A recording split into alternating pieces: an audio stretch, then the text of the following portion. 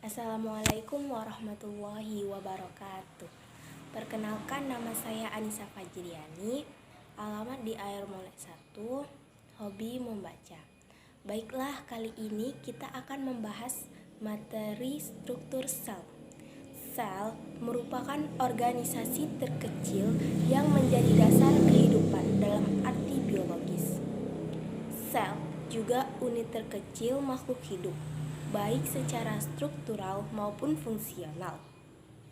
Makhluk hidup tersusun dari satu sel tunggal, uniseluler, maupun banyak sel multiseluler.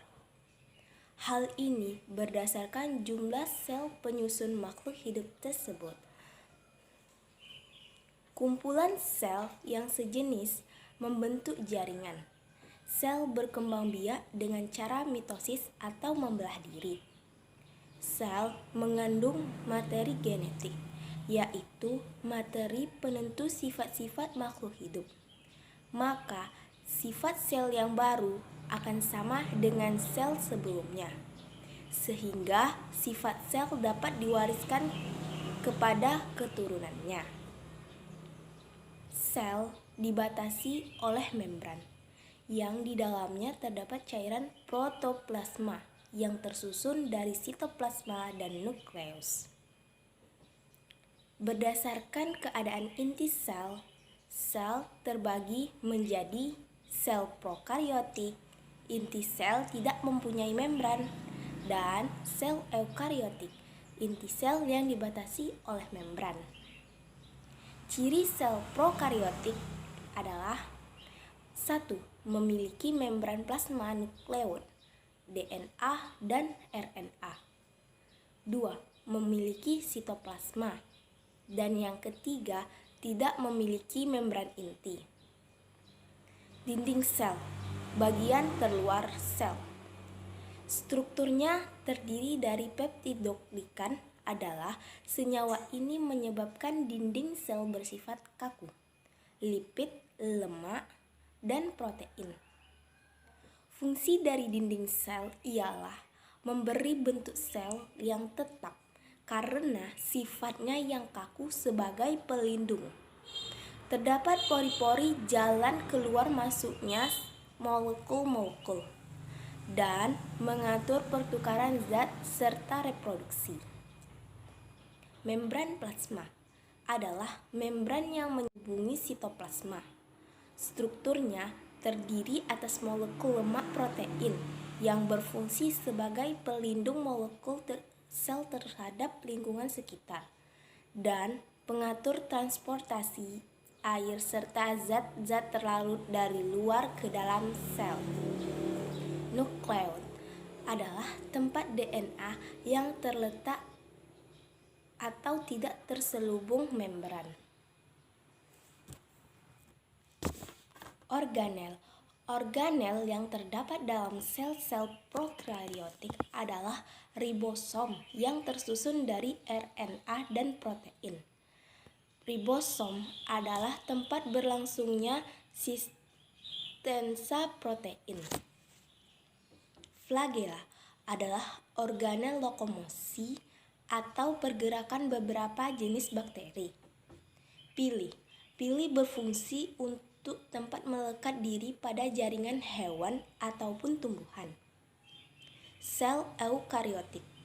Eukariotik merupakan kelompok organisme yang sel-selnya mengandung nukleus yang dikelilingi oleh membran nukleus.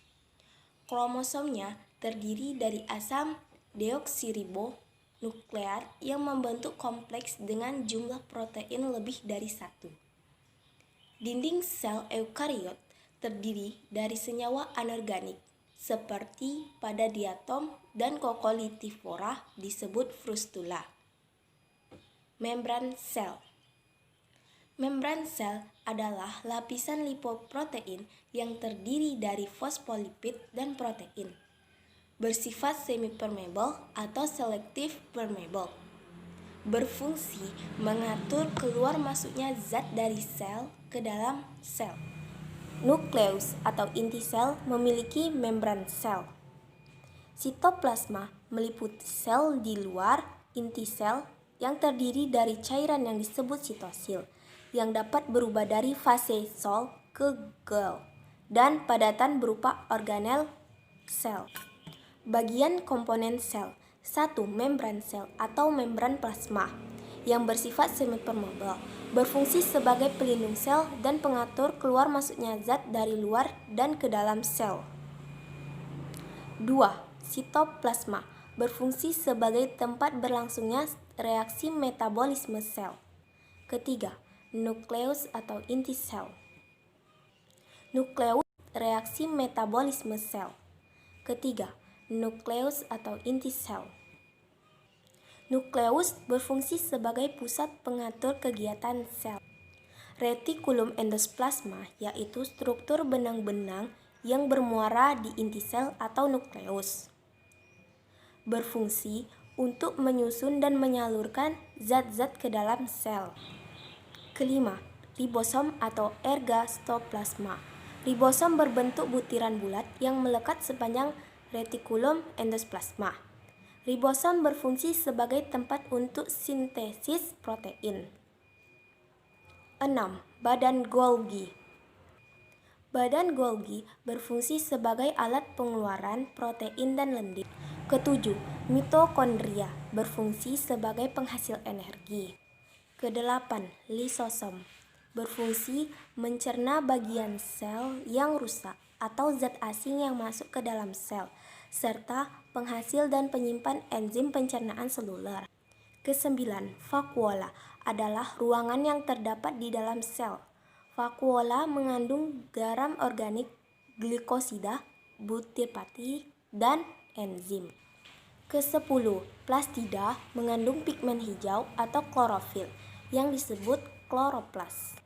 Dan yang terakhir, sentrosom berfungsi aktif dalam pembelahan sel, baik secara mitosis maupun secara metosis. Sekian pembahasan hari ini, semoga bermanfaat. Wassalamualaikum warahmatullahi wabarakatuh.